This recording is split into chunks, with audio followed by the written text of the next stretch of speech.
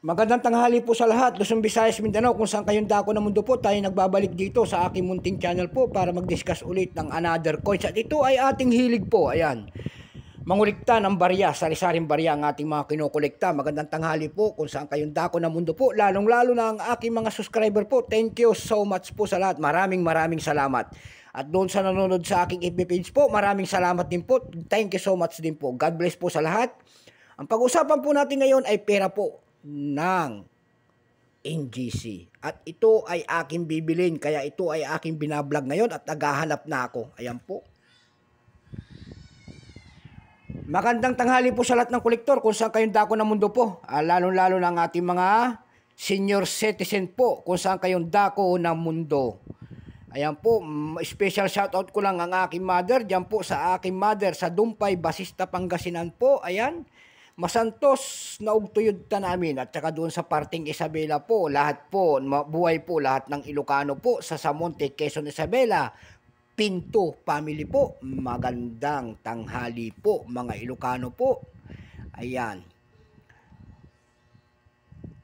At doon naman sa aking partner dyan, ayan po, mananghalian ka na dyan partner. Ayan po ang aking partner, masigasig yan. Ang pag-usapan po natin ngayon ay pera po ng NGC, ayan po, nasa ating harapan, ayan po.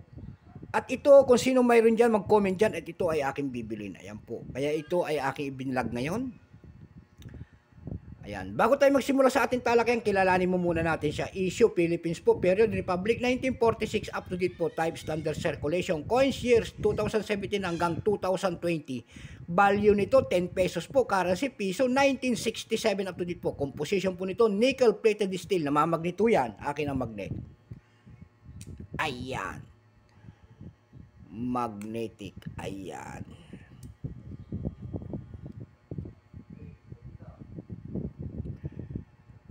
May bigat po lamang itong 8 grams, may haba pong 27 mm, may kapal po naman itong 2.5 mm, hugis po, bilog, orientation nito, may dal alignment, number and dash 138688, reference number KM-303. Siya po ay si Apolinario Mabini, ang dakila natin bayani. Pagkatalikod doon natin, makikita natin ang kapa-kapa. Ayan. Kapa-kapa po, and then tatak ng ating BSP na bago po. Ang scientific ng kapa-kapa na yan, Medinilla Magnifica. Ayan. Ito pong year 2017 na ito po ay semi-hard to find.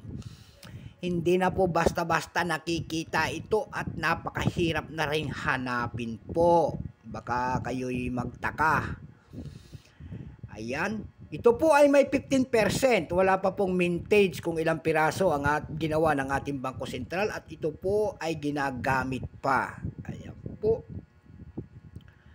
Pero may price na doon sa ating numista.com. Yung kanyang extra fine, 75, almost uncirculated, 90. At uncirculated nito ay nagkakahalaga ng 97 pesos. Dako naman tayo sa kanyang price. Doon sa ating ebay.com po, may nagbebenta na nito ng 420 pesos. Mayroon din tayo nakita doon na 399.51 pesos.